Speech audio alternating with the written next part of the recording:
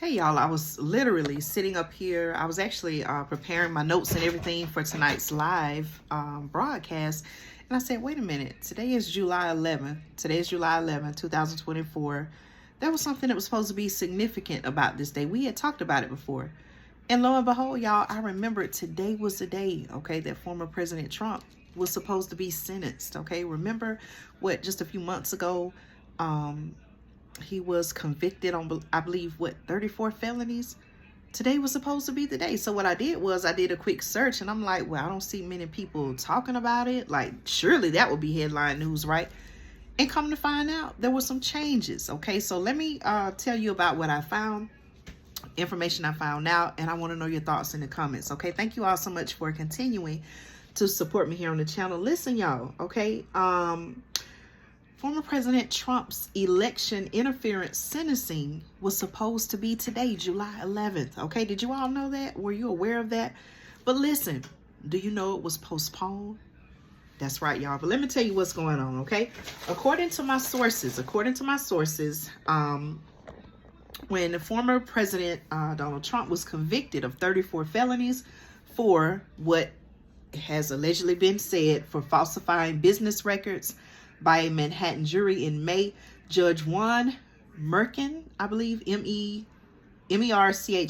set his sentencing date for July 11th. That's today, y'all. Thursday, July 11, 2024, okay? The sentencing was scheduled to occur just days before the beginning of the 2024 Republican National Convention, where Trump is expected to be officially selected as the party's presidential nominee, okay? However, did you know about this? In the wake of an unprecedented Supreme Court ruling on presidential immunity, declaring that Trump is at least partially immune from crimes he committed while in office, Merchan, the judge, delayed the former president's sentencing. Okay, so in other words, it is no longer scheduled for today. Okay, now after he hears arguments from both Trump's legal team and the prosecuting attorneys in the case, Merchan is expected to make a ruling about whether the conviction can stand in light of the Supreme Court's decision. Okay, now, according to my sources, the new sentencing date is currently, at the time of this video, set for September 18th. Okay, so let me repeat that. You may want to put that on your calendar if this is a day that is of interest to you. Okay, the new sentencing date for former President Trump related to this 34 felony convictions, okay? The new sentencing date is scheduled for, all right, let me go back, currently set for September 18th. That's September 18th, 2024. Less than, my sources say, less than 2 months before the November 5th general election. How do you feel about that, okay? Former President Trump faces sentencing on 34 felony convictions that each carry, what is being said, a 4-year maximum prison sentence, but no minimum sentence. Okay, what are your thoughts on that? So, again, going back to this Supreme Court ruling, let me see if I can pull up some more information on that. Please share your thoughts in the comments if you wish to, okay? Presidential immunity, let me see what was said about that. In a 6-3 decision, I believe this occurred back actually not even a month ago, okay? In a 6-3 decision released at the time of this article, Monday, but this particular article is dated July the 1st. It says, in a 6-3 decision, the Supreme Court ruled that former President Donald Trump is at least partially immune from crimes he committed while in office. The decision comes as a blow for prosecutors seeking to hold the former president accountable for attempting to overturn the 2020 election results, okay?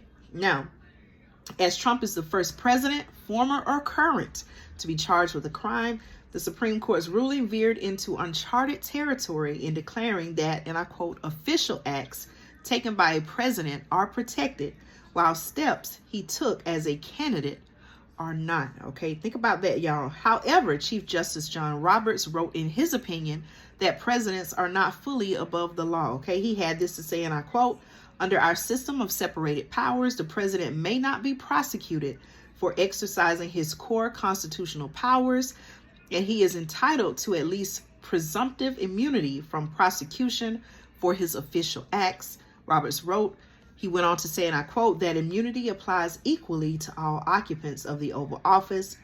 Now, presidential immunity, what does that mean? What is that? Presidential immunity, according to my sources, is a power that presidents claim under the Constitution, shielding them from civil and presumed criminal immunity for acts they commit in their office, in their official capacity as president. Okay, while it isn't explicitly mentioned in the Constitution, presidents have claimed it is inherent in the separation of powers clause, and courts have largely upheld the right. Okay. So listen, let me know your thoughts on this. Okay, I'm going to bring you updates. Again, I just want to come on and let you know that, hey, wait a minute, July 11th, that was the original sentencing date. However, due to this Supreme Court decision saying that former President Trump is at least partially immune, they have postponed the sentencing now to September 18th. Okay, let me know your thoughts if you wish to share them in the comments. Thank you so much for supporting me here on the channel. Stay tuned for more news and commentary you can use right here on Andrea Speaks TV.